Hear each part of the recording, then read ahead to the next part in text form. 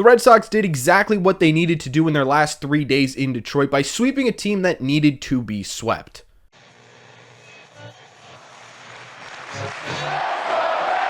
What is going on, everybody? Welcome back to Red Seat Radio. My name is Corbin, and the Red Sox completed their sweep of the Detroit Tigers yesterday by winning that game 4-1. And if you're a Red Sox fan right now, that series was a ton of fun to watch. The offense exploded all over the place during this series. The pitching staff looked fantastic. The starting pitchers looked a lot better than they have the last couple of games, and the bullpen was pretty good as well. Of course, all of this right now is being overshadowed by one scary moment in this series that could have a huge impact on this Red Sox team. So what we're going to do in today's video is talk about all the good things that happened in this series. We're going to talk about the things that the Red Sox need to continue to do to win going forward, and we're going to talk about some of the not great things that happened in this series, how the Red Sox can fix that to continue to win going forward, and of course we're going to talk about that one scary moment that could have a huge impact on this Red Sox season. But before we get into that, do me a favor, make sure you guys have hit that subscribe and that like button. If you're new here, we talk Red Sox content almost every single day.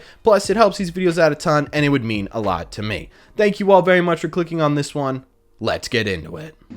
Honestly, this video is probably going to be like 90% positive because there really wasn't a ton of negative things to take out of this series, especially on the offensive side, because if we look down this Red Sox roster, this was the Rafael Devers series. The dude loves to hit in Detroit. He finished this series going 5 for 12, including 3 home runs, one of them being a grand slam. He finished the series with 7 total RBIs. Oh, and just let's throw a double and a single in there as well, just for the fun of it, right? Clearly, Rafael Devers loves hitting Detroit, and this is huge for the Red Sox. You need your best player to be the best player on this team, and he proved that he is still the best player on this team in this series in Detroit. I just love watching Rafael Devers play baseball, and this was the perfect series for that. Outside of Rafael Devers, we also saw Triston Casas start to put it together a little bit towards the end of the series. In the last game specifically, he had a double and an absolute tank shot home run. Hopefully this is a sign that he starts to really pick things up a little bit. He had been really struggling at the plate, but the good news with both of these hits is that they were off lefties. Triston Casas notoriously has struggled with lefties in the past, so for him to be hitting the ball really well against lefties is a good sign he's starting to see the ball well.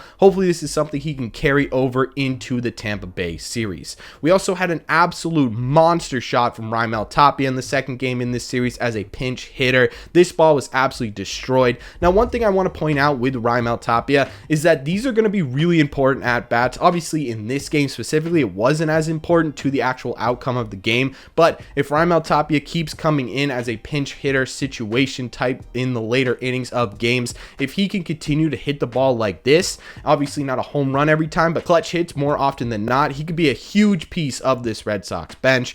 Adam Duvall continues not to be a human being. He had 2 more home runs in this series, totaling for 5 total RBIs. He went off once again. Unfortunately for us, unfortunately for the Red Sox, Adam Duvall was injured in the 9th inning of the last game of this series, and this was the big sort of overshadowing thing I was talking about in the intro. Adam Duvall went for a pop-up to center field, went into a slide, and his wrist got caught on the ground, the same wrist that he ended up getting season-ending surgery on just a year ago, right? So this could be a big problem for the Boston Red Sox. Now, I'm recording this the night before you are watching this, so we don't know the exact details yet. Obviously, I'm going to make a video when we get the exact details and extent of this injury.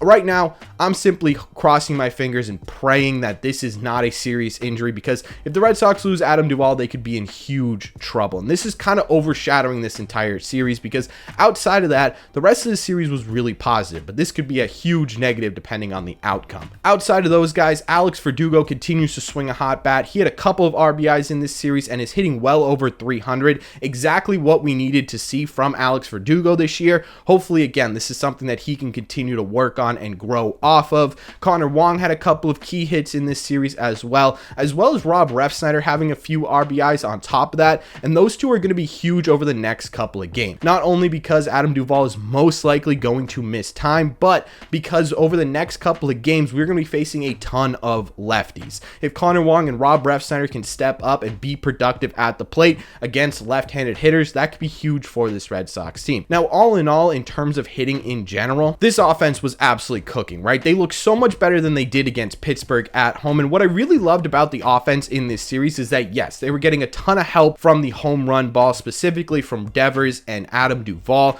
But even when there weren't giant monster shots that Rafael Devers and Adam Duvall can hit, they were also scoring runs on small ball as well. Sacrifice flies, poke hits through the middle, right? Station to station baseball. A good baseball team needs to do both of those effectively and get wins by both of those methods, right? That's how good baseball teams win ball games. So it's good to see the Red Sox doing that, even if it's against a bit of a weaker pitching staff in terms of major league rosters. It was all around a great series for this Red Sox offense and hopefully a confidence boost they need going into an undefeated Tampa Bay. But again, this is all being overshadowed right now by the Adam Duvall injury, which we will give an update on as soon as possible. But before we get there, let's talk about how the pitching did in this series as well.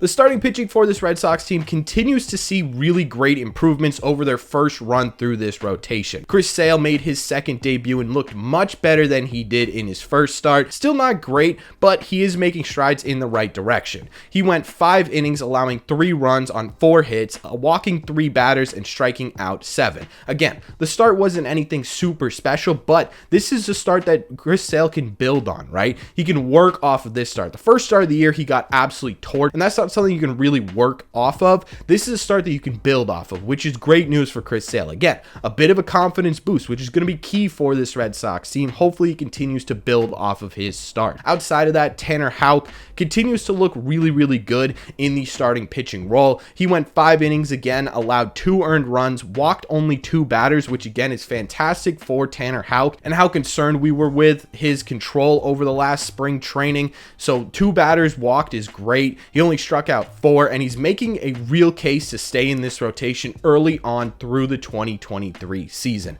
Now, obviously, it's probably going to come down to who's going to get taken out when Bayo comes back, but he's making it really difficult to take him out of the rotation right now. It's going to be a really interesting decision for this Red Sox team because Kutter Crawford also did really well in this series. He went 5 innings. He did not walk a single batter. He only allowed 1 earned run, and he struck out 6. Like how he made a statement yesterday, a statement that, hey, look, I can pitch and start at the major league level. Now, if I'm deciding between both of these guys, I'm taking Tanner Houck right now, just because over the small 2-game sample size, Tanner Houck's been more reliable, and I think he has more experience at the major league level to fit in with this rotation. But Kutter Crawford did make a statement as well.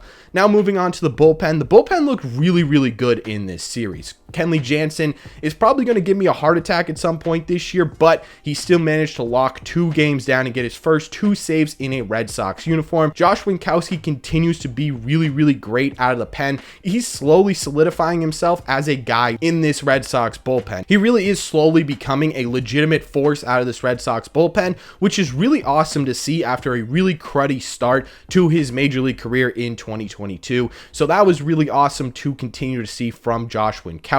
In fact, the bullpen in general was great. Outside of one relief pitcher, Ryan Brazier, who gave up 2 runs in the second game, no one else allowed a single earned run in this entire series. And I know what you're thinking, and I know what you're saying. Overall, this pitching staff did really, really well, but it was just the Detroit Tigers. They're not exactly an offensive juggernaut in Major League Baseball, and to some degree, that is 100% correct. But the Red Sox, like I've been saying this entire video, confidence is key in terms of the Red Sox winning games this year.